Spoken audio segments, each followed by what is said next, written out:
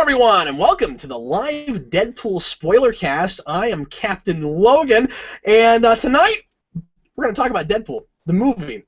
Just came out. We're excited to talk about it, and we're going to do an hour-long spoilercast. We're going to talk ins and outs, all kinds of stuff that happened in the movie, and how we felt about it, and we're going to take questions from you guys watching live. Hello, live viewers.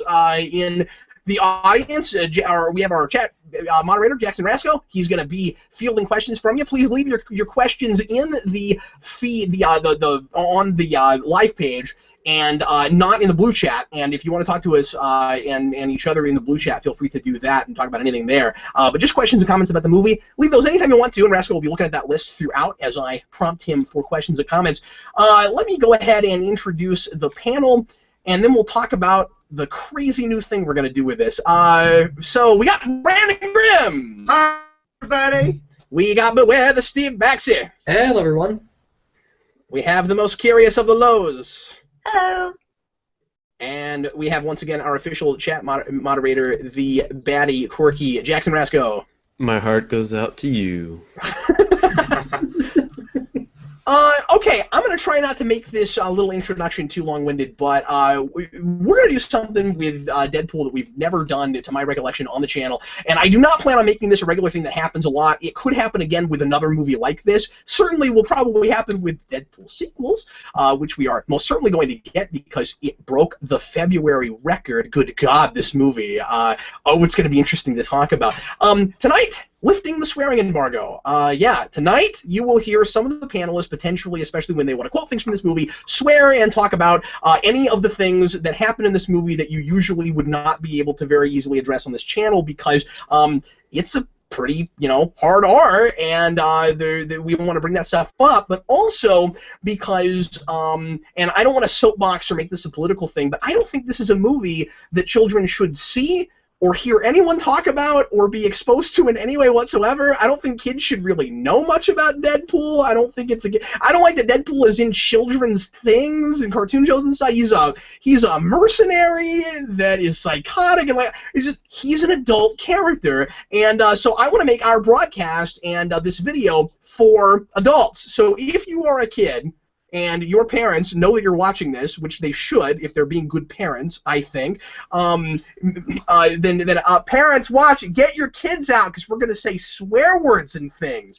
Again, we don't usually do this on this channel. I do not plan on doing this a lot moving forward. But tonight, after this sentence that I'm saying right now, there will be swear words on Geekvolution. Well, shit. Yes, there will. And see, it just feels weird. It just feels wrong, and just totally. But again, I'm not doing this to make a statement. I'm doing it because I want to discourage parents from letting their kids even listen to things about this movie. That's a me thing. Other people might not agree with me on that. It's how I feel about it. Okay, I'm done soapboxing. We're not gonna talk about that anymore. All right, so let's talk some goddamn Deadpool. So, let's go round robin like we always do and find out what people thought of this movie in general. Give me a good thing and a bad thing, if you have those. And let's begin with Brandon Grimm, because Brandon didn't do the how he felt about. I did that with Lo. So let's hear from Brandon first. I'd like to say Go ahead. What do you think of this? What do you think of this movie, Brandon? Having known nothing of even the existence of Deadpool before marketing for this movie came out, I was really excited that they brought this character to light for people such as myself who didn't know much. I thoroughly enjoyed this movie, and I can tell you this much. In a similar way, the Supreme Court says you'll know it when you see it about vulgar language. I felt that this did not go too far. I don't know what too far would be, but I know that they didn't cross the line. So that was good for me. I thoroughly enjoyed this movie, and I loved Ryan Reynolds' portrayal of this character. I'm sorry for interrupting. Yes. Because you've been playing the video game with me. Yes. Compare it to that. Was it having gotten, because that's your introduction and all you know about Deadpool. It is the perfect extrapolation of that character from a video game to a big screen for me. I feel like familiar. I feel like if you took the screen and the way in which the character is. For the record, the screen we play that game on is larger than that. I just want to. Probably about this big. It is a little bit bigger than this. Like if you take the screen, it's over that tiny ass TV screen. If you take that, sorry, go ahead. Okay, my point is this: is if you took the size of the screen versus the amount of gratuitous whatever in the video game, and you zoomed out, and you got this big, huge screen, that's exactly what the amount of gratuitous whatever they put on the screen too, and I enjoyed it. One thing I did, and I don't know enough about the character to make an informed decision on this, but I need to know more so I can understand it better. Is the whole tie-in with that X-Men and that girl that they had? I didn't get a good feel for them. I wanted more. Well, there's not. Don't worry about reading too far into that. There's not much more to know. Okay. I mean, that was simply a matter of kind of shoehorning some X-Men in there, and I'm not being critical. They did that on purpose. They did it on purpose, and they got a great line out of it. Absolutely. Like you'd think, coming to this big house, you'd see more than 2 X-Men. I think there is maybe some Deadpool Colossus stuff here and there. Okay. But yeah, I mean, like they didn't use any X-Force characters like I might have expected. All right. Although I don't know anything about her. Answer me this really quick before we move on to the next person. Yeah, the last thing I'll say is, did they get his character? Did they characterize Colossus well? Yes, and Colossus is. Yeah, and I wanted your opinion. You never thought you'd get anything like a straight off the page Colossus. I mean, he's bulky now. He's got his Russian accent. He's got that. He's dripping with optimism. He is very 5 moments. You have only 4 or 5 moments. Yeah. He is. So we had a Colossus in X2, and he's just a big guy who doesn't have a Russian accent, and I mean, I liked him, but there's not a lot to that character. Now that we've soft rebooted, we can do anything we want to and do a lot more stuff straight off the page. Gotcha. And I really like that as an introduction to that, because remember, Deadpool is the first post Days of Future Past after the soft reboot movie we're getting for X-Men, which is freaking fascinating to me that that's the first thing in this universe that you get where you get any kind of a feel for it, and it's present day, and then we're immediately with Apocalypse here pretty soon going to go back to the 80s, and so we're not going to be moving forward from that unless the Wolverine movie does that, and we don't know what they're doing with that yet. So anyway, but thanks for explaining that. But to answer your question, yes, he was Colossus as I understand him, a little bit cartoonized for. A silly, goofy Deadpool movie, and since he's telling his own story, I just want to throw this out there. I think there might be a little bit of unreliable narrator there. There might be. We're seeing some characters act maybe slightly over the top and out of character because he's being a little bit That would be the disconnect. I thought he was a little cartoony, as you said. That's a good word for it. I'm going to use that as. Well, sure, it's not patented. I didn't trademark it, so yeah. But that would make sense, and that would be my You're welcome to say cartoony. I only say that 55 times a video. When you throw in the unreliable narrator part of it, then I totally get it. Because he's loony. Let's hear from Jackson Rasco. So just my general thoughts on the movie. Well. Yeah, and good thing, bad thing. Okay, so overall, I think I really like this movie. I've only seen it once, so I would probably like it a little bit more on a second viewing, just so I could like iron out some things in my head. But overall, I really liked the movie. It wasn't like this huge, like, amazing movie for me, like it was for a couple reviewers that I've seen on the internet so far. But I think for, it nails its overall goal, which is just make a Deadpool movie that's actually Deadpool. Yeah. Because it's one thing to have no Deadpool movies. It's another thing to have one Deadpool movie or one movie with Deadpool in it where he was represented terribly.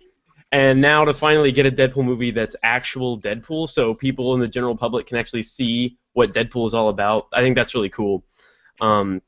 So I think my favorite thing in this movie was just some of the jokes that I think they had to have known not everyone was going to get. But those kind of jokes are the funniest jokes. Like when he goes to the X Mansion and he's like, "Oh my God, Ripley from Alien 3?" That was so funny. Like, they put that joke there for me. Like, they were like, "What would Rasco like? This is it." And they put that there for me. And there's jokes like that that not everyone's going to get, like the 127 hours joke. Stuff like that that's really funny. But I like movies that are, like, daring enough to have, like, humor that not everyone is going to immediately understand without having seen other things. picking out a worse thing, I don't really know anything that I didn't really like about the movie particularly. I guess I don't know. Some of the humor for me just didn't always land, but that's not like. But like I said earlier, there was other things humor-wise that I thought were really funny that not everyone's going to get, or that's not going to be everyone's bag. So it's kind of one of those things where they just kind of throw in all different kinds of humor, and hopefully you latch onto something that you like about it. And that, for me, that was the case. So, yeah. Let's hear from Steve Baxi. I think I'm on Rasko's side with most of it. It's good. I liked it, and I will see it again. But I wasn't exactly like blown away by it. I think partly the issue is just I'm not an X-Men guy. Like X2 is a brilliant movie. X-Men is Future Past is a brilliant movie. I don't watch them though. I've watched them both once. The only X-Men movie I really love is First Class. And that's just me. I guess I didn't go into Deadpool with any huge expectations, and it delivered, and it's a Deadpool movie. Like Rasko said, there's jokes for everybody, and there's jokes all over the place, and I really enjoy everything with Deadpool breaking the fourth wall. The 127 hours joke made me laugh out loud. The McAvoy or Stewart joke was fantastic. I didn't think they were going to go there, but they did. As far as the worst thing goes, I'm going to see what Lo said on the review you guys did on the Feeling It. There needed to be more action, and this is the only time I'll say this, but this is a movie that needs to be action over story. Less story, more action. The story. I totally disagree with you. You're wrong. You're so wrong. The story just didn't. Okay, the saying that that this is a stereotypical superhero movie doesn't exactly make it better for me. The stuff with him in the past, with him and his girlfriend, it's all fine. It's all serviceable. It's really generic though, and I was really fucking bored through most of that stuff. There's a little bit of touching scene when he first realizes he gets cancer, and Ryan Reynolds plays it really well. The actress from Firefly, I forget her name. Morena. She plays it. She plays it really well as well, and the acting really gets me. But God, those flashbacks are really fucking boring, and I just never cared. And my favorite parts were always just Deadpool being Deadpool, shish kebabbing people and ripping limbs off and stuff.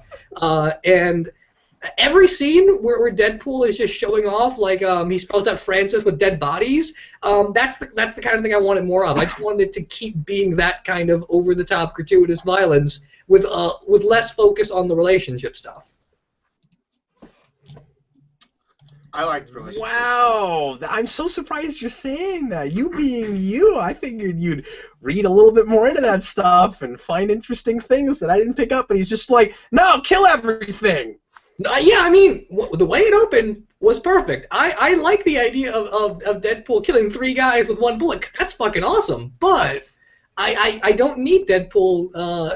And I mean, to be fair, the comics have that. The comics have the things where it goes ridiculously dark and it's a tortured character thing, and the idea of Deadpool being a guy that's gone through so many horrible things that, of course, now he's just a cartoon. That he's kind of gone that mentally off the deep end. And that's interesting, and it works in the comics sometimes. Just as far as this movie's concerned, though, I just feel like it could have been more. As far as the gratuitous violence and action goes, like I think Kick-Ass is a little bit more crazy than this is. Okay, well I'll argue with you when it's my turn to talk. Lo, you and I have already done this dance, but is there anything else? Is there anything else you want to add, like anything, any big thing you didn't get a chance to say on that, or just anything you want to reiterate for folks that didn't watch our other review? No, I mean, I feel, I think a little bit stronger on the, I really liked it side than maybe Steven Rasko did, but I agree that it maybe could have had a little bit more action, and I said that in our review. It didn't bother me. I personally did buy all the flashback stuff, but I could see how people going into this movie who expected, like, a all-out, just, like, crazy fest of fighting and killing people, didn't necessarily get that, even though the action that they had was great. I think they could have done with a scene or 2 more, especially because the entire first half of the movie was one action set piece, very slowly, kind of choppily getting done, which was awesome and super cool, but I can see where people are coming from with it. Like I said, didn't bother me that much, but I could see how that would be a turnoff for some people.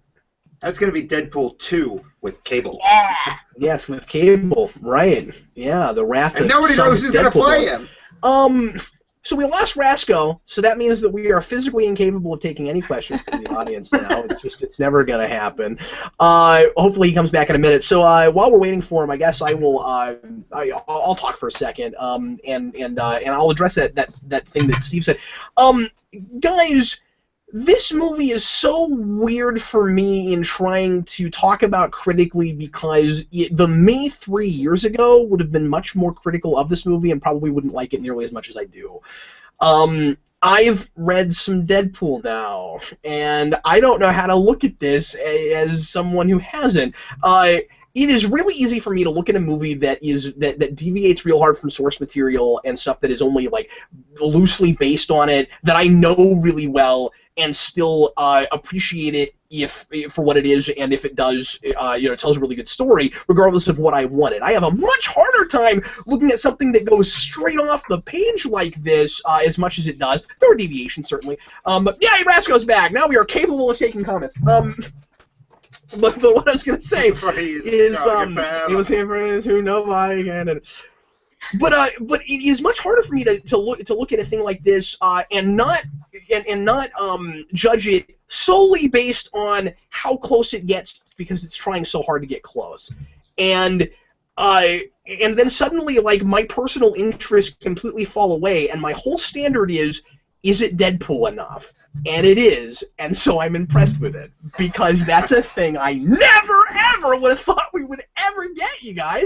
I'm so impressed with what this movie has managed to achieve on a technical level and on a movie making like labor of love kind of level. And it's hard to separate that from the piece. It was a $56 million movie. You guys, it looks as good as it does because they didn't go for more than 2 action set pieces. I can't imagine them trying to do any more with that than they did. You look at stuff like I mean, obviously it's hard not to bring this up anyway, but you look at stuff like Green Lantern and other stuff that Superman Returns, things that we've talked. That was not fair. But other superhero movies where you go, where is all the money on the screen? $300 million movies that look like they were made in somebody's basement, and then you look at this movie and it was made with a relatively really small amount of money because Fox wasn't sure about it. They greenlit it real fast when the internet freaked out about that test footage they did. They had no intention of actually making this movie, and then suddenly Ryan Reynolds, you have a year and a half to make this movie. People want it apparently. They gave him apparently like what I read. I think I'm right about this. $56 million. That's all they gave him. How does this movie look that good?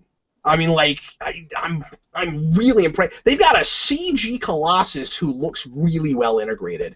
That is so boss to me. So I don't know, Steve.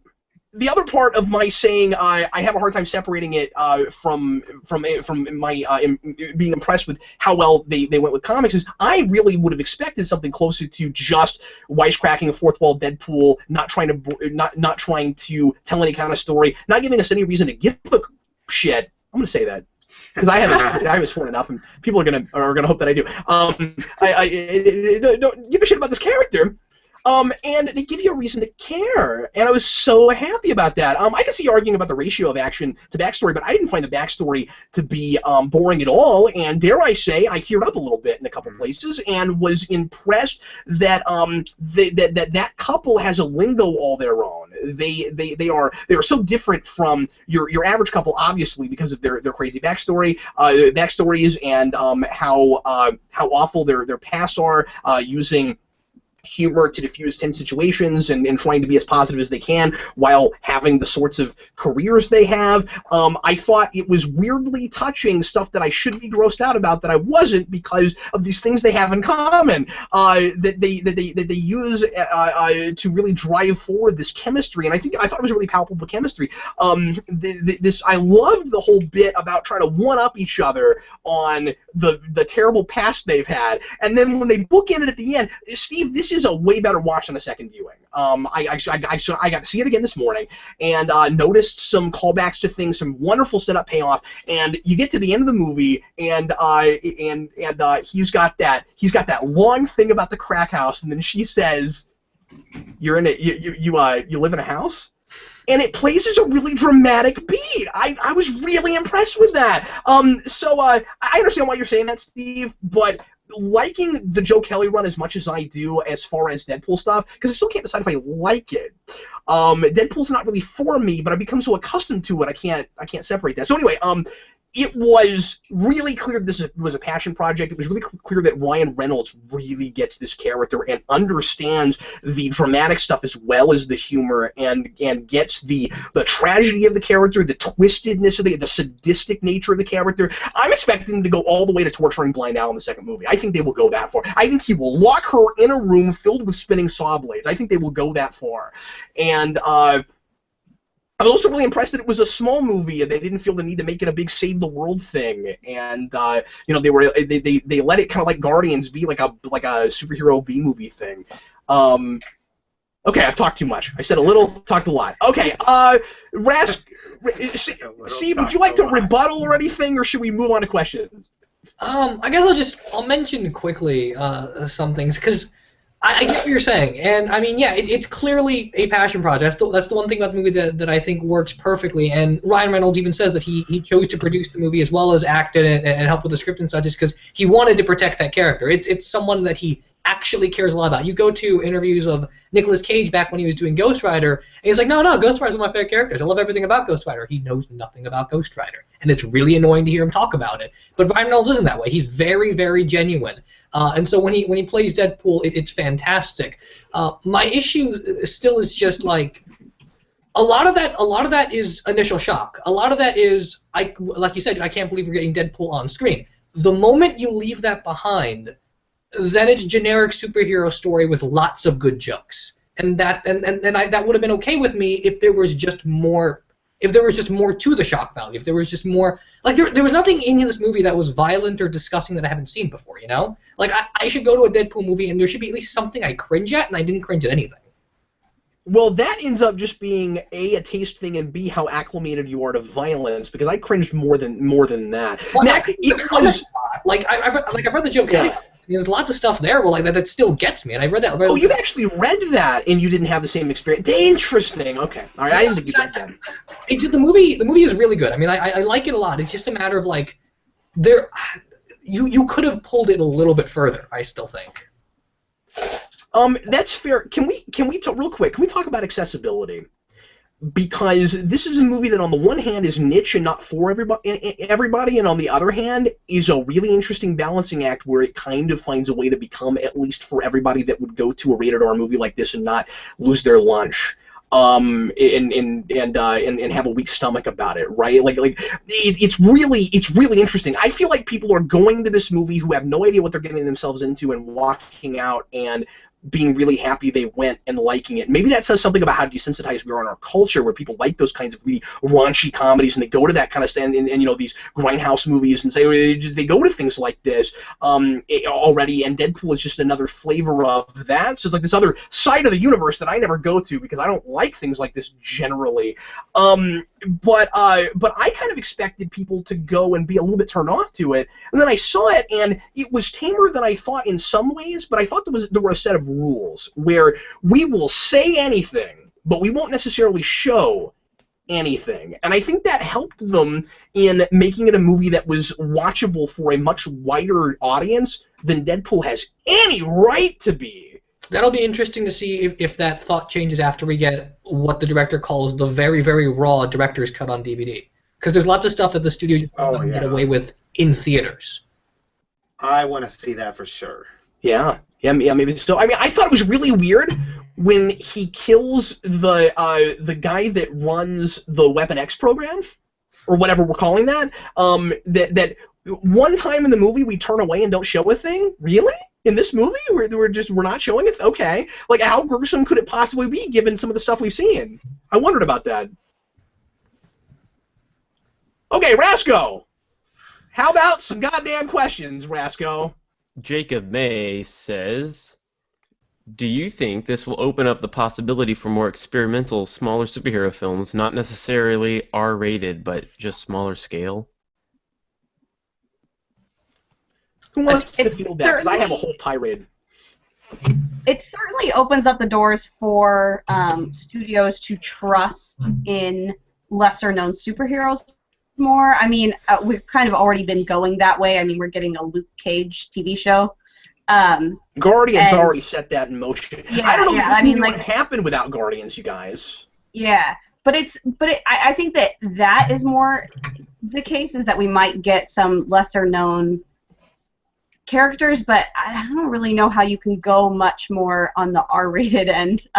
Obviously, they can go more with Deadpool, but I don't know what other characters would really lend themselves that well without alienating part of the audience that would want to see the movie. Because like Deadpool is so for that older age group. I think Suicide Squad, because that movie was being made at the same time as Deadpool was. I think that's another case of like studios being able to trust a smaller property, and that's not going to be an R-rated movie. But you look at those comics and you look at that material, and you look at just how politically tight it is, and how leftist it is, and how disturbing it is psychologically. And you pull any of that material, and you are kind of going on the same sort of extreme that Deadpool is, just in a different intellectual sphere. So. I don't know, it's weird, because it's like you said, Cap, after Guardians of the Galaxy and everything's open game, after we have a talking raccoon in space in the same universe as Kingpin taking the head off of someone with a car door, nothing is off the table. Anything is possible. I think there is a really good chance that Marvel's answer to this, and some people will think I'm crazy when I say this, but Lo and I have talked about this a little bit. I think Marvel's answer to this is liable to be give Squirrel Girl a movie. Yes. Yes. Because Squirrel Girl is, in a lot of ways, the tamer and slightly more kid-friendly Deadpool. And that gives them the opportunity to do the almost fourth wall breaking, or maybe they would just make it straight up that the almost fourth wall breaking, like more kid-friendly version of this, but it's still kind of them parodying their own universe. Guardians is a farcical, and it's farcical, not farcical. It's a comedy, but it's not really making fun of those tropes so much like Deadpool is. But she totally would do that. So I could see them doing that. Ambush Bug, please. I want that. Ambush Bug. Yes. Yeah. Bug, man, that'd be fantastic. Dupe. Let's get a Dupe movie. It almost makes me wonder if the DC movies are popular and they keep going with them, if when we get the obligatory Harley Quinn movie, if they have her be the DC version of Deadpool like she kind of has been. Given what we know of Suicide Squad so far, I think that's almost guaranteed, which I'm not a fan of, but we'll see. Yeah, we'll see. But as far as trying different things, I've read up on a little bit on what people think of this, and one argument I read on a blog somewhere was, and I like this a lot, was this guy was of two minds about it, and he said, I don't have a source for it, but this guy was of two minds about it, and he said, I think that there's a good chance that that studios will take a chance on some other minor characters or small characters. However, I think you'll also see studios trying to recapture this lightning and kind of rip off Deadpool and just do the same thing again. Then if you saturate too much with that kind of thing, then it won't work because it'll be a fad and will just not. And there's been fear of that happening with Guardians, which hasn't happened yet as much as I might have thought. But then it takes a couple of years to make a lot of movies. So. Well, then, I mean, also just think about, like, Deadpool's popularity in the comics when he was very, very low-key, and it was working fantastically. And then suddenly, I think it was probably around Secret Invasion when he blew up and he had, like, 4 or 5 ongoings, and the character just didn't work anymore. Yeah. And so even if you're Fox and you realize that this movie's doing amazing numbers, and you just keep wanting to make Deadpool movies or throwing him into places where he doesn't necessarily belong, could then Deadpool just potentially ruin himself? Absolutely. I mean, another argument I read, kind of not totally against this movie, but one of our commenters, I think it was, said that his big complaint about the movie was that it didn't go far enough in being a real like satire or criticism of formulaic stuff in superhero movies, and that it's kind of forgetting that a lot of these movies are already big over-the-top comedies. And so it's acting like it's much more novel and original than it is when we just had Guardians, and some of Marvel stuff in general feels kind of, over the top and silly and stuff. And so it's almost acting as if it's more novel than it really is. And I didn't think of that while I was watching it, but I don't know that he's totally wrong about it. I think he's right. Because it didn't shish kebab anything, really, did it? Like, you could very easily have used it when you had a couple of jokes about X-Men Origins and Green Lantern, but that was just more of jokes on Ryan Reynolds' career, not about superheroes. The only big thing I saw, and the only subtle joke I really caught, is the final fight is basically on a helicarrier, right? Yeah. And that's hilarious in the context of the MCU, but like, it's not talking about things like Catwoman and Elektra and all the early 2000s superhero movies. Like, you very easily could have made this movie a movie for people that are sick of superhero movies, and it's kind of yes. And I think that it sort of thinks it is, to a degree, right? Like that is maybe somewhat of a problem. I think it's making fun of more of that stuff than you're letting on, Steve, but not specific things, right? It's more tropes and mechanics and stuff. It's all very generic because of just like the example that I can think of is she's gonna do the superhero landing, and then she does the superhero landing, and that's very generic and broad spectrum as opposed to a specific character. Exactly, and I mean, if you're going to have a character that can literally talk to the audience, then you should be able to get specific. My big complaint, I talked about this with Curios Lo, was that I really want that fourth wall breaking stuff to come from some kind of internal logic. And it doesn't. And in comics, it doesn't always either, and I get why Ryan Reynolds didn't go there, but I want us to be pulling from some Cullen Bunn, because there's some fascinating... Steve, I have a really hard time not getting metaphysical about these things, right? Yeah. Where it's really hard for me not to start asking questions like, okay, Deadpool at the beginning of the movie says he's surprised that he finally got his own movie. Is he a comic book character that became a movie character? Does he remember being in comics first? And then, I start thinking about shit like that. See, I love that. I don't know. I wouldn't want it to give any sort of indication as to why he can do it. I think we talked a little bit about this off air, but there's some references as well as the post-credit scene to Ferris Bueller's Day Off. And part of what I love about that movie is that it gives absolutely no explanation as to why he's talking directly to the audience the entire time. And I love that, and I want Deadpool to go even farther with that. So I would be super happy if they continued with just not even acknowledging it. Just, hey, we're just doing fourth wall breaks. Here we go. I think, with me personally, I think that fourth wall breaks, even as me, someone who knows that this is reality, I sometimes will... As opposed to all the audience members. I will really sometimes... Someone like me that's sane and rational and shit. But here's the thing. As someone who is sane and rational, I will still sometimes talk in the third person and be like, and now we have our hero do such and such. Just when I'm alone, I'll just be like, that sounds funny. I'll say that. I've broken the fourth wall without there actually being a fourth wall. The other day, Brandon and I are playing video games, and Brandon all of a sudden just looks over to some random nondescript direction, starts talking, and I'm like, "What are you saying?" And then you just see, "I'm not talking to you." I mean, that's not the sane and rational one. I was. That's not totally out of the realm of normalcy, though, because I talk to myself all the time. I have complex conversations with myself where I am one person and another person who are both me. It's really confusing. Steve, oh my God, I just realized something. I was just about to make a joke about House of Cards. Oh, yeah. And the villain in this is named Francis, and Frank Underwood breaks the fourth wall.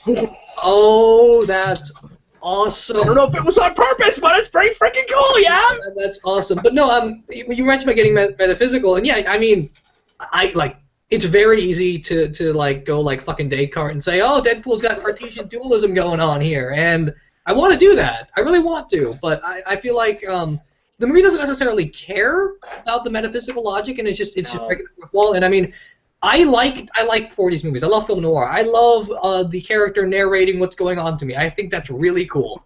So I don't mind it. I don't need an explanation for it. At the same time, like I said earlier, the movie just doesn't go far enough in any direction. So if it wants to go ahead and explain that, then please do, as long as it's just like the sequel. The whole idea of the sequel, when we talk about these sorts of things, is it shouldn't try to be bigger than the first. It should just try to tell another story. I don't think Deadpool has that. I think Deadpool is a movie that needs to be bigger in every way for a sequel. I think you have to go just get bigger and then bigger and then bigger. I think it And starts here. is and works it out. possible to give a fascinating and crazy ass metaphysical direction for or explanation for it in the sequels? Yes, maybe it is. The problem, though, is that my favorite Deadpool stuff deals with it. It's not just that he does it; he deals with it. He realizes it's not just that he looks at the audience and that's a gimmick. It's that he understands he's a character in a fiction, and that and then we're commenting on the fiction itself in the medium. So like in comics, we're commenting on how you've got all these tropes and things and all these horrible things that these characters are made to do and thrown into these situations because the writers and artists are trying to sell comic books. So like they get killed over and over and over again and constantly get back to life, and stop doing that to me. And like these really fascinating things where how would that mess with your universe and the world you live in and screw with the physics and stuff. And the first Deadpool thing I ever read dealt with that stuff and ends with Deadpool getting out of the comic book universe after he's killed everyone in the Marvel universe and killing the writer of the comic book. I want that kind of shit in these movies, man. I think that's why I need it to be more than that. I still- want it to go there. It's the best thing. It's one of the best things about the character if you do it right. I mean, that's not mutually exclusive. Like, I was just talking about, I don't want an explanation. We can certainly have him dealing with the fact that he is a character and he knows it and what that means for him, and does his life matter if he isn't real in any sense, without it being like, oh, and his superpower is super fourth wall breaks. No, Like- I agree with you. It's just I guess my point is I don't need an explanation. I need to get a sense that they might be thinking about it, and I don't get that sense yet. You know what I mean? Like, the explanation is he's written that way. The explanation is somebody decided to give him that ability, and that's not in there. I thought there might be something, like, I thought I saw a flash, and I guess I'm wrong about it, because on the second viewing I didn't notice it. I thought I saw some sort of a flash that might be giving us a sense that he develops his fourth wall breaking ability or whatever when he gets, when the mutant gene asserts itself. But the problem is he's breaking the fourth wall before that with the Green Lantern thing, so he has that from the very beginning. I guess I'm also not a huge fan that Wade Wilson is as snarky and everything before he becomes Deadpool, but they make it work okay. If memory serves, he's not really that way in the comics, but I don't really. Well, but that's not necessarily. yeah.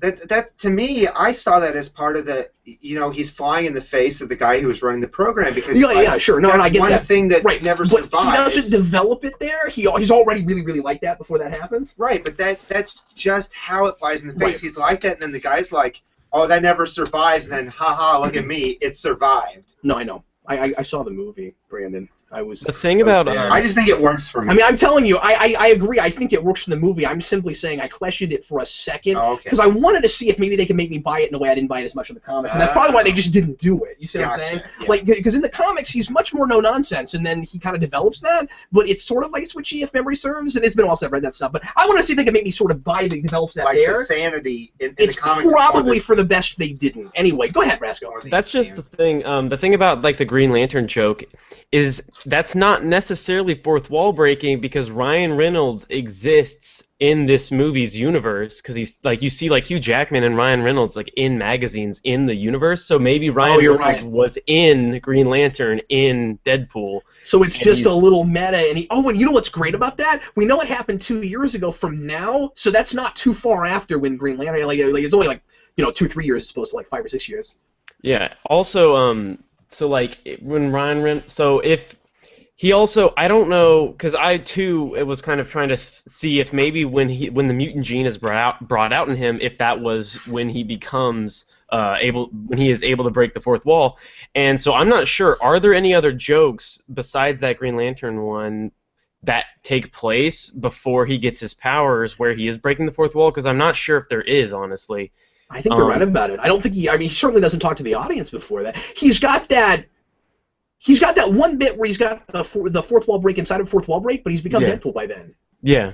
So well, yeah. and I think you can sort of give it a pass because we aren't seeing stuff through any sort of third-person view ever. We're seeing it through Deadpool explaining to us why he is having this fight with the people on the freeway. So he can get the fourth wall breaks in and the jokes in there because he's telling us the story. He can embellish it however he wants. And if he wants to say that he made a joke about don't put me in a green suit, he can make a joke about don't put me in a green suit. Oh my God, you're so right about that. Well, it's but like what I said in the first place, where it's unreliable narrator. Yeah, I mean it's just like 300. Like you can make everything look like gods and stuff, even though that's not how it happened because it's somebody telling you the story afterwards and they're embellishing it. Not only is it like that, but I think Rasco, I think you were right about the fact that Ryan Reynolds exists as Green Lantern inside the universe, right? Because we saw the People magazines tumbling in the car. Not just that, and I didn't notice this line until the second time I saw it. People talked over it or laughed over it while we were watching the movie, so you might not have heard it because I missed it. But he has a place where he actually says something about Ryan Reynolds, like he mentions Ryan Reynolds himself. I did miss that. Yeah. So yeah, I think that Rasco, I think you're absolutely right. Just because they show us that it is in this universe. Yep. You're right. That's great. Good job. And Lo, you're totally spot on about that. Yeah. That's the thing is I don't know how much of what I see I can believe at all, which is kind of fun. And allows you to have this crazy quirky tone within the living and breathing X-Men universe that we already have. Because otherwise you have to have it through his lens every time, right? Like once we put him in a team movie, it's going to be really interesting to see how you integrate that, right? Because you can't suddenly start having people acting sort of Deadpool-ish when he's not the one telling the story. Well, do you remember in Turtles Forever when we had all the Ninja Turtle teams together and one of the ones from the 80s cartoon was talking to the audience and Han was like, who are you talking to? There's nobody there.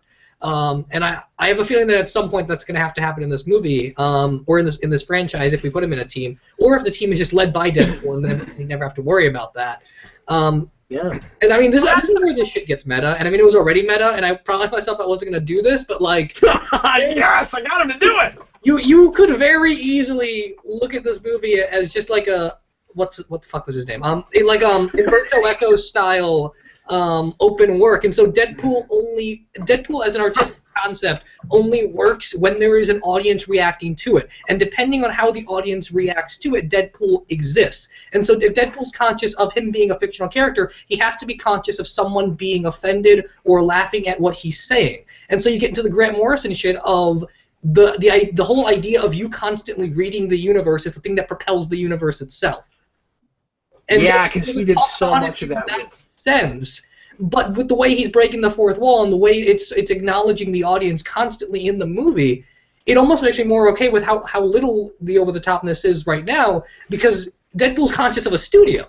Deadpool's conscious of people being worried about a Deadpool movie. And so it's him reining himself in because he understands the world he's operating in. Yeah, and he's happy he's in a movie, so he has to sell the movie, so it's got to be accessible enough to the general audience that you can make it. So it's kind of okay, and it's not so watered down that that's an excuse before it's interesting. Yeah, and I mean that's the whole thing they were talking about with Deadpool earlier. When you even look at like the stuff where he literally, what's the name of that Deadpool run that you like? The one with Colin Bunn. Deadpool kills the Marvel Universe. Deadpool kills the Marvel Universe, and then Deadpool kills Deadpool, and then and then Deadpool kills. Oh, what is it? The literary one, and then Deadpool. I forget. I forget what it's called. I forget what that's called. I love that one too. Yeah, but it's like that. Where at that point Deadpool is literally after. Oh, Killustrated. Deadpool Killustrated. Oh, Killustrated. That's what it is. Is that the one where he kills Sherlock Holmes? Yes, and he kills Ahab, and it's great. And then he shows how all of those literary characters were blueprints for Marvel characters. It's fantastic. But anyway, yeah, I mean, like it's like that. It hasn't gotten to the place where it's acknowledging that, but because Deadpool's already breaking the fourth wall, the nature of the story is relying on us acknowledging that Deadpool's embellishing things, and Deadpool is having a ball within its own universe. Like so much of the movie is just Deadpool wanting to make things more interesting than they are, or Deadpool breaking things down that were interesting and they mean nothing. Like the whole thing with Ajax and his name really being Francis, it's just him playing with what's cool and what's not cool. And so if you want to do more with the meta fourth wall breaking and the whole open work idea, then it's really naturally integrated, because all you really need to do is make Deadpool understand that he made a movie and he needs to make a better sequel. Oh boy, that's great. So I mean, you can still really do it, and of course, you don't even have to explain how he's doing it in order to do that, because again, he knows he's in a movie. By the way, real quick, Nate, sorry, did you want to say something? I did. I just had a quick thing on that.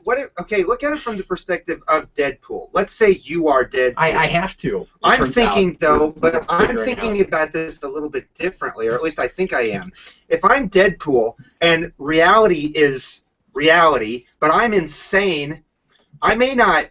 It may not be that I realize that I'm a part of a movie. It's that I'm living my life as if I'm in a movie and calling my own shots and talking about what I would do. Yeah, the problem with that, though, with the context of what we have, is that he's talking about studios and he's talking about the X-Men movies that we've seen already. Right, but that would he knows he's in an actual Deadpool, movie. that would kind of be like him talking out loud about all the things that would go with the fact that if he were in the movie breaking fourth walls, he's consciously aware if that's what he's doing. But the problem is there's too many conveniences of his being aware of things that really happen. Okay. Like he's talking, and you might not have picked up on as many as were there, Brandon, because you don't know the X-Men movies as well as me, as some of the rest of us probably. But the nothing against you, I'm just saying. No, true. I'm agreeing. But I mean, he's got the action figure making fun of, and we expected some kind of making fun of that the Deadpool from X-Men Origins, and he's got the McAvoy line, and he's talking about the studio, and he's got the Hugh Jackman thing, and he talks about Wolverine as an Australian, which is just talking about Hugh Jackman. So yeah, now, if that's the case, that would be an okay read if all that wasn't there. But the problem with it is then what he's imagining is conveniently reality. True. Okay, that makes sense. But Which is not necessarily a problem, though, because if you just go off of the idea that Deadpool's a fucking Cartesian duelist and the whole nature of reality is in his mind, then it's all right. Okay, well, Whoosh! One other question on that then is that if that's the case, I totally just lost the question. Just send me the paper and highlight the shit I need to care about. Steve, I don't know what the hell you just said. Cartesian mother, I don't know what the hell you just said. It all goes down to the assumption that there's a difference between the mind and the body, and if you can't trust the body and all you can trust is the mind, and the nature of the mind determines reality. So as long as Deadpool's thinking about the fact that he is Deadpool, then the world exists. Okay. Sure. Yeah, okay, but I still saw all the stuff in those movies that he's talking about. So then in that case, it just makes me a figment of his imagination, right? Is that what you're saying? That's possible. Then you could George Barkley it if you want to, but I mean, like, that's what I'll do. I'll do that. It could potentially just be that the X-Men universe exists because Deadpool exists, and because Deadpool has a conception of what the reality is, and the reality created the X-Men movies, then Deadpool's the reason the X-Men movies exist, which is really circular, but it kind of makes sense. Okay, it would make sense in that way. We've got 15 minutes. Let's get off this discourse so we can talk about some more specific, someday. But we knew, yeah. Can I ask a question about Ryan Reynolds? What? Getting off that topic. I have things to... I know, but really quickly, did anybody hear about this supposed interview that Ryan Reynolds did where he's basically blackmailed into playing the previous character even though it wasn't Deadpool the way... Oh, really? I didn't hear about that, yeah. I read this article, and I needed to go back it up with other sources, but apparently he said the studio's like, we want to put Deadpool in this movie, we want you to play him here, and he's like, well, that's not really who Deadpool is, I don't want to do it, and they're like, well, if you don't do it, we can get another actor to do it, and then he'll get the movie. And then he's like, well, shit, now I have to fucking do this movie. Yeah. So that's why Deadpool is not actually Deadpool in the other movie. Has anybody else heard that yet? That did happen when that movie came out. Because Ryan Reynolds, when X-Men Origins Wolverine came out, what was that, 2010? I think Deadpool was pretty big at that point. And there's an after credit scene for a Deadpool solo movie. Yeah, the thing where he picks up his head and he's like, shh, to the audience. The thing is, I don't think... Now, X-Men Origins is not a good movie. Don't get me wrong. And quick plug, if you want to hear me talk about why, I did a rewind a long time ago about that shit.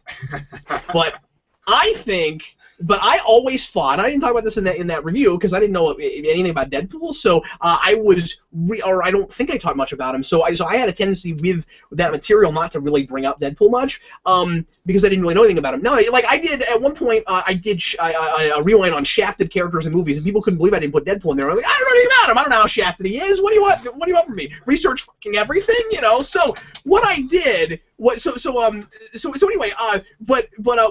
with regards to that, I don't think that it was a problem necessarily the way they portrayed Deadpool as long as he got a movie after that.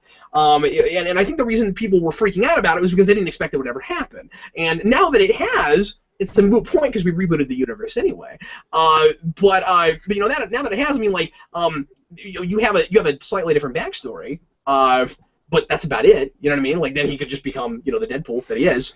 Yeah, true. But at the same time, Ryan Reynolds felt that they kind of it was him thinking that they kind of cheapened the character that way. But that probably because he didn't think that they'd ever get another one. Like if they immediately said, oh, and he'll get a movie and he'll be more Deadpool in the next one, because all that is his origin, really. You can do anything you want to after that, with the exception of you wouldn't have Ajax and that stuff. Speaking of Ajax. This blew my damn mind, you guys. I'm watching this movie with Brandon the other day, and one of the lines that the audience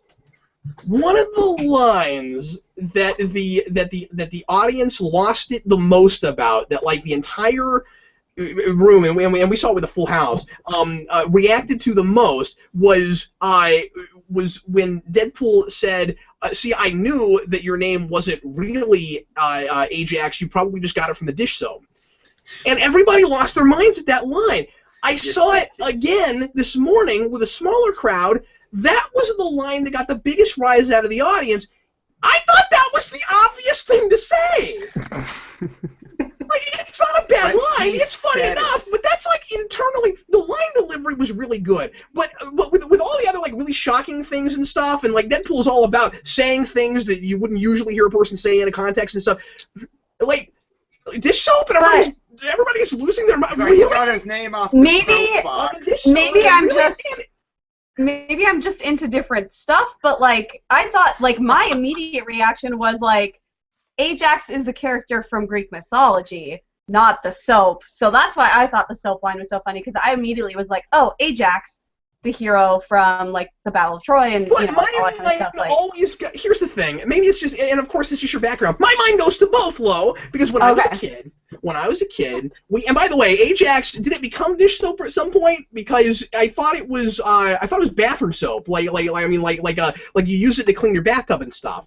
It's like Comet, so it's not even dish soap. So then the line was also hard for me to laugh at. Like, it's not even dish soap. Like, you're wrong about it. But anyway, so when I was a kid, we had Ajax, and I never understood what it meant. And then I went to junior high, and I read the Iliad, and then I knew what Ajax was. So my mind always goes to both, because I learned why they named the dish soap or the soap Ajax. Well, what's kind of when I read the Iliad. Anyway, this is not important. What's kind of funny is it wasn't the idea of Ajax as a soap that got them. It was the look on the actor's face where it's like, "Fuck, my cover's blown," but everyone was like. Yeah, I guess, a little bit man. Of that too. It was just like, of all the stuff that was in that movie and really funny, that was the thing that made you. Anyway. Well, it cheapens his dominance. It cheapens it a lot by reducing it. Yes, of course. Does that make it a laugh out loud funny joke? Like that you can rationalize the character thing that makes it funny? Okay. Rasco, it's a funny line. I just thought it was weird that was the big thing for people. I thought that was really weird. Rasco, questions and comments, please, sir. Okay, Mr. Marvel Fan 101 wants to know what everybody thought the funniest scene was. Ajax. That's such a loaded question. Yeah. I kind of already said mine. But it's hard. Yeah, go ahead, Rasco. I kind of already said mine with the Ripley from Alien 3 joke. I thought that was so funny. But another really funny part was when he was like, he had broken both of his arms on Colossus, and he was like, the T-Rex was the most feared predator of all the dinosaurs. Like, that was just hilarious, I thought. I missed that line, Rasco. I didn't even Are know you about kidding that. me? I mean, you're talking every couple seconds there's a joke in this movie. It's great. Yeah. Maybe this is just my sense of humor, but everything with him growing his hand back was just Yes. so Oh my great. god. And kudos to that, because in real science, if you were going to grow your arm back, it would start out as a small arm. You'd have to work on it to get it up to snuff. It wouldn't just come back as a huge arm. And that's why we have the masturbation joke, because he's working on his hand. It's important. So he's actually accomplishing something. He's accomplishing something. Stroking her face. That was probably the joke that to me was the furthest. That was the biggest joke they had. The cocaine is buried next to the cure for blindness. Just Her just blank expression behind those glasses even was just kind of priceless. Steve, how excited were you having read Joe Kelly that she was even in that movie? I loved it. I had no idea that I didn't even know she was cast, honestly. I wasn't following the film too hard, but I was really happy to see her. And she's right off the page. She's great. I don't know where they found that actress, man. I don't know who that is. They seriously just took celluloid. I mean, I don't know how they did that. It's amazing. She's just that character. She reminds me of some I hope to God she gets a lot to do with the second one. Oh, I hope so too. No, she's great.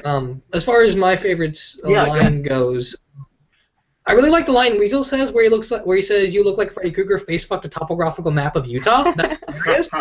And then the other one is when he first meets Negasonic Teenage Warhead. He's like, "What the shit? That's the coolest name." Yeah. Because it is. Brandon, what besides the hand thing, what do you think was the funny thing? The funniest thing for me, well, I really enjoyed the gratuitous violence where he's killing the guys with the bullets. That whole scene where like he's the numbers? counting down bullets, and he's like, "You know what? I shouldn't do this, but I'm gonna do it anyway." And he shoots 2 shots off. He's like, "Well, there goes two bullets." He's like, "I only got one left." And then he goes, "Worth it." Yeah, that's so great. That was my favorite scene, I think. Oh, also, we didn't mention this, but the opening credits are hilarious. Written by the real heroes. You guys, I almost picked that's the mine. That ties for me with Watchmen as best opening title sequence of all time. And I'm not even kidding when I say that. It's really cool. Because it's just, it subverts expectations, and it gives you a sense of the tone of the movie. It tells you exactly what it is. They also, I think, do a really good job of telling you, with everything Deadpool does in that first 5 minutes, everything you know about that character, and all of his staples, and all the iconic visual stuff, where you get he uses his katanas pretty quickly. They make sure to show you all that stuff really quick. But yeah, the gratuitous cameo thing, and just all his lines. Did you notice that the cup, that it's all freeze framed, and that and the cup says Rob L on it? Yep. That was pretty cool. But anyway, go ahead. Another scene that comes to mind is probably tops for funniest would have to be Stanley's cameo. That just cracked me the heck up. The hell up. Excuse me. I love. Shit. No. I love, but you can read it. Just cracked me. Excuse me, I censored myself. Oops. I'm allowed to swear, and I didn't do it. I feel like I'm a little disappointed that it wasn't a fourth wall break for him to go ask for his autograph or something. But I'm almost glad that they didn't do it, because they can do something like that in the sequel, which has already been greenlit. So otherwise there'd be nothing to go up from that. And I think having him in a strip club was funny enough. Well, it's Stan Lee just standing there amidst all these topless women. I just was like, that is funny as shit. But speaking of the opening sequence, I wanted to mention this too. If you really kind of look at how we're tumbling through the opening sequence, we're tumbling kind of the reverse exact way that Deadpool has just tumbled forward in time. We're kind of tumbling backwards through it. I thought that was kind of a cool effect.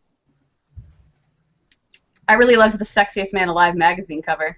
Yeah, and then they show you the one with Hugh Jackman later, too. Yeah. And then that weirdly gives Deadpool a reason to sort of have a rivalry with him, even though it's an actor thing. And so then you're kind of trying to reconcile, does he know he's Ryan Reynolds, but then he doesn't seem to, but then it's hilarious. I also love Rasker, how when about... Oh, I'm sorry. What were you gonna say? That's fine. You can do your goddamn job here in a minute. Oh, okay. I was just gonna say it was really funny when he looks up at the thing when he's like coming up with his name, and I was like, oh, I really thought for a minute they were just gonna be like Captain Deadpool, Deadpool! but then he said Captain Deadpool. I thought that was so funny. Captain Deadpool. And then did you notice that in the Deadpool rap after that exchange is in the rap? Yeah. He's like, Captain Dead, no, just Deadpool. Yeah. That's so fun. The energy of this movie is palpable. I mean, like, I don't know. It's really fun. So I don't want to see it again, even though it's not my thing, but I really enjoyed it too. It's like, with the rivalry that was sort of started out with Hugh Jackman, I wonder if this would be so funny if they ever get him in an actual X-Men movie, since we sort of have a precedence for giving the only fuck in a movie to Wolverine. That obviously it would go, like, saying the word fuck to Wolverine, it would obviously go to Deadpool now, and I feel like that would be a really funny place for them to butt heads. Yeah! Because it would be so perfect for him to be about to say the word, and Deadpool would be like, no. My job. I think a great running gag would be Deadpool knowing he's in the movie, and he keeps wanting to say it, but he's not allowed to. Like, Deadpool keeps trying to say it, he's like, oh, man! Or he's like, I gotta save it. I gotta save for like a really. I gotta save it. Or there's like a scene where there's like a voice password. They have to say fuck into like a little like voice thing, and like that's how you unlock it. But Deadpool already said fuck earlier, so that they're all like they can't. What do I do? And they're like compelled to say it. Send that to Ryan Reynolds. He will totally use that. What if Deadpool now shows up in the background in another movie, and so he wants to say it, but he censors himself because he's aware that he's in a movie. It would fit with the character. He's aware he's in a movie where he can't say that, so he would comment on that. Well, I can't say that because I'm in your movie now. Or the movie starts cursing, and you hear the censor beep, and he's just like, what the hell is that? Right? Yeah. I thought about that. He gets censored, and he's like, what's going on? Actually, it would be better if he said, what the fuck is that? Because then it would be beeped again. Yeah. And then he just keeps doing it, and then because then it becomes like the swear slips in Demolition Man. Yeah. Like you just keep saying it so you can get more. Rasco, how about some more questions and comments? We are technically out of time. Let's go for another 5 minutes. I've enjoyed this so far. Oh, good. I'm glad. I'm aware that I enjoyed it in my reality. Nero Cole says, thoughts on T.J. Miller? He is a corporate tool. That's all I have to say about him. He is the movie says it. No, I thought he did a good job. I don't know him from Adam. I thought he did a good job. Yeah, I like him too. I've listened to some of his stand-up comedy. It's pretty funny. He was Fred in Big Hero 6, so makes him okay in my book. No, yeah, he's good. Apparently, he made the title sequences for Thor: The Dark World and Girl with the Dragon Tattoo, so that's cool. Oh. Okay.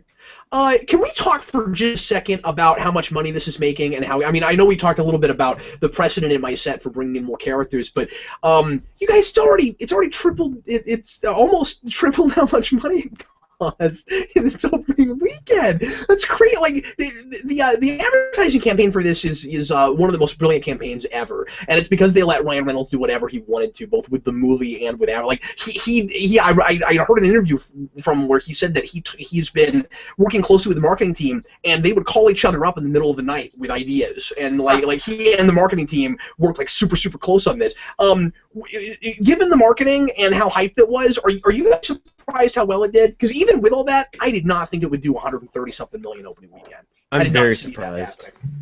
I'm incredibly surprised of how well it's doing.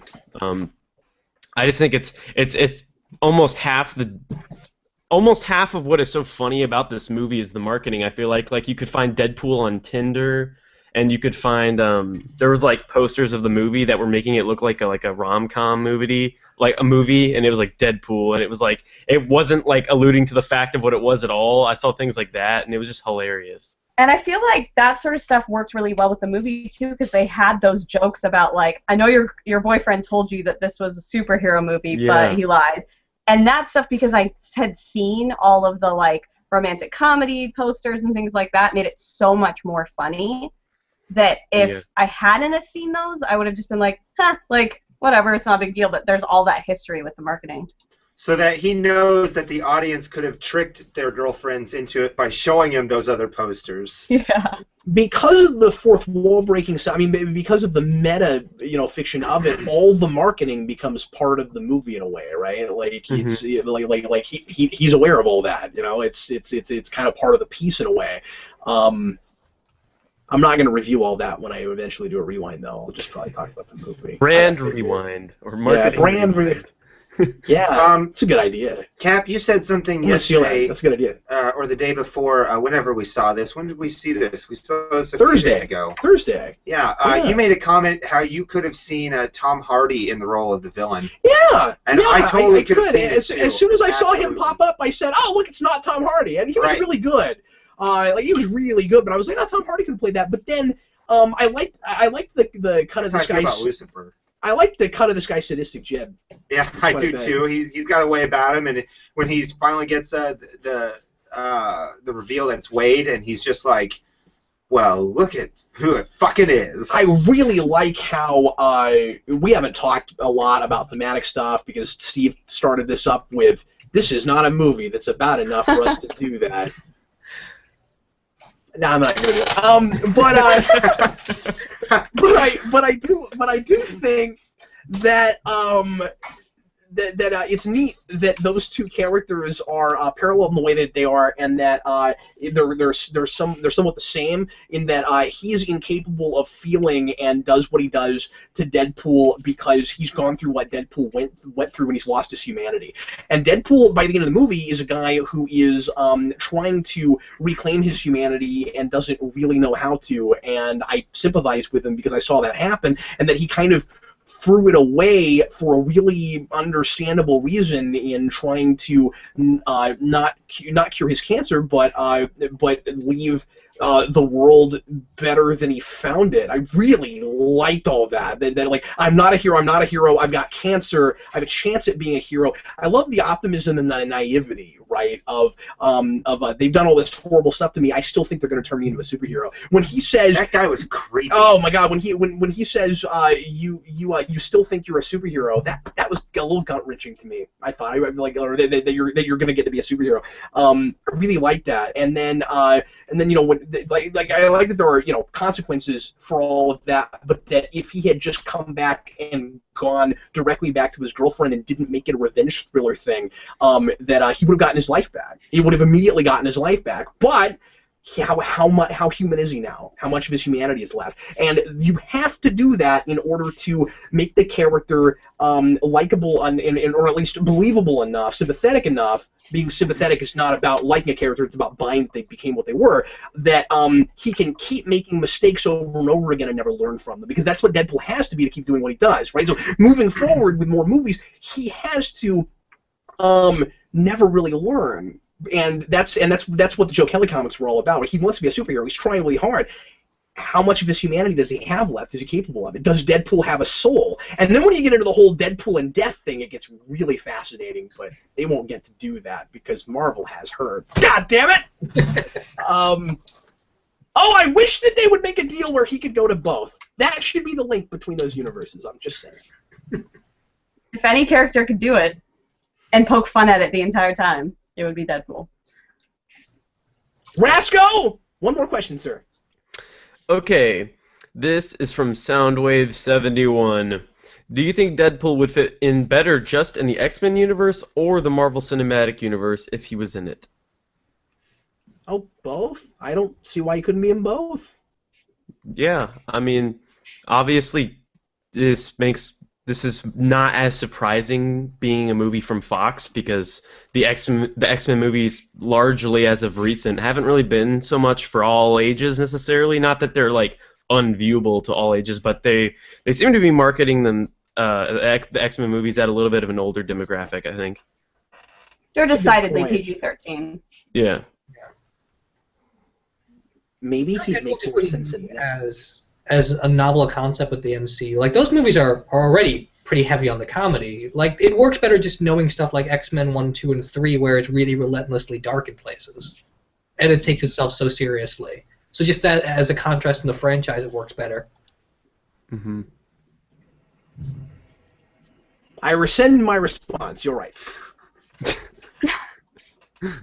Rescinding. I agree. I agree with you, Steve. I'm trying to think, like, what's the darkest MCU movie? Iron Man 3, Winter Soldier, and even those. I think Winter Soldier. We've got scary Netflix shows.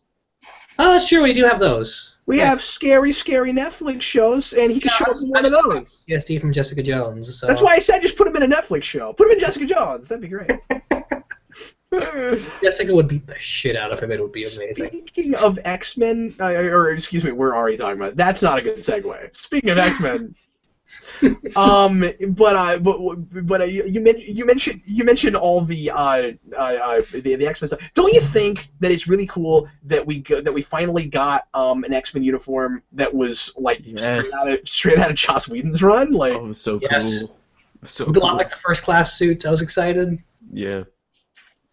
That was awesome. But anyway, and okay. Characters to have one. It was Negasonic Teenage Warhead, the most emo, gothic, stereotypical teenagers wearing tight spandex with bright colors.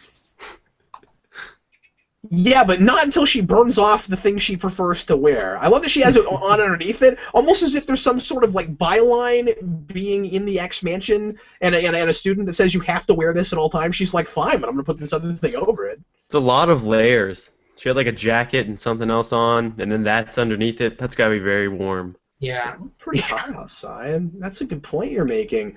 Yeah. See, Rasco doesn't like the movie now because he thinks she should have hyperventilated like 5 minutes in. I ruined the entire movie. You ruined the whole damn movie. God. Son of a bitch. Okay. Anything else you guys want to talk about that we haven't gotten to? We're over an hour, but I feel like we haven't. There might be some stuff we have in mind you guys might want to go to. So real quick. Have you enjoyed swearing enough to turn it off on another video? No, I can turn it off. I have a button for it, Brandon.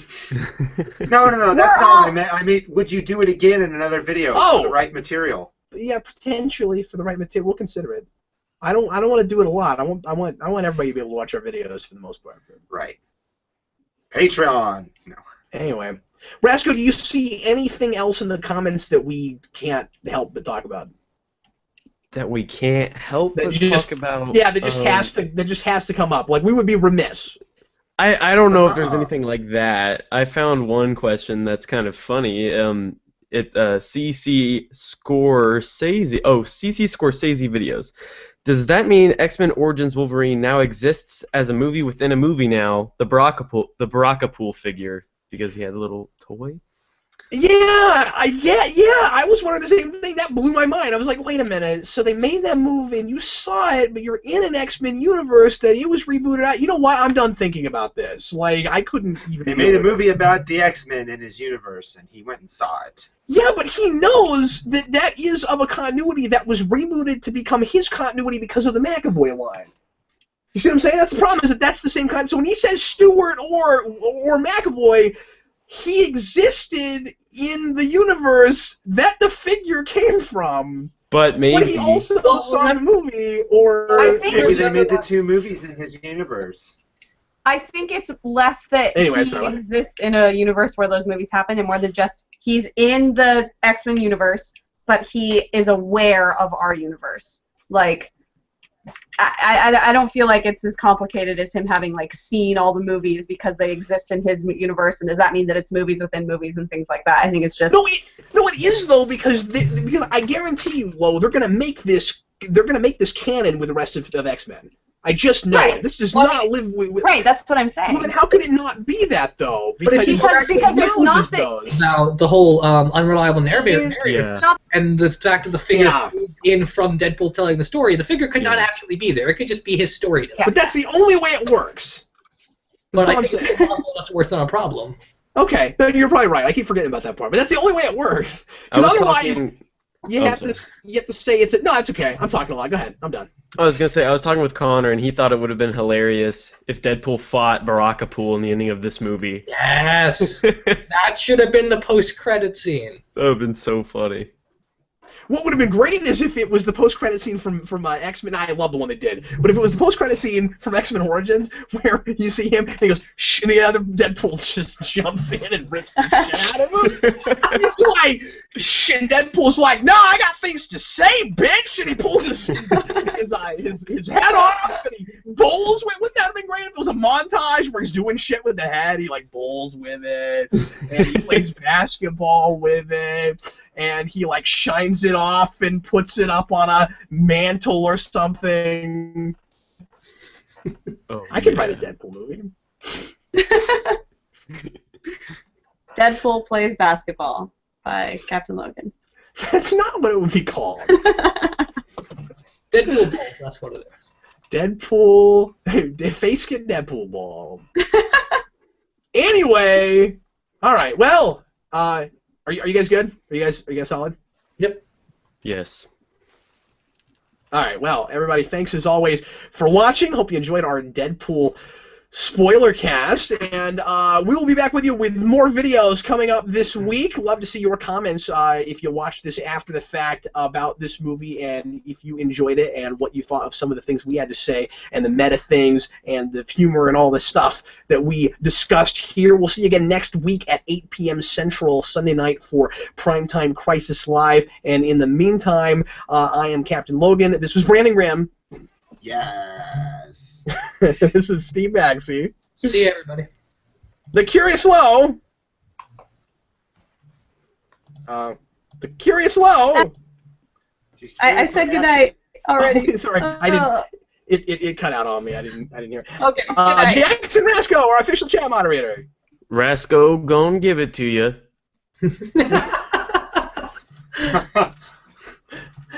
And I am Captain fucking Logan, saying good night. Good night.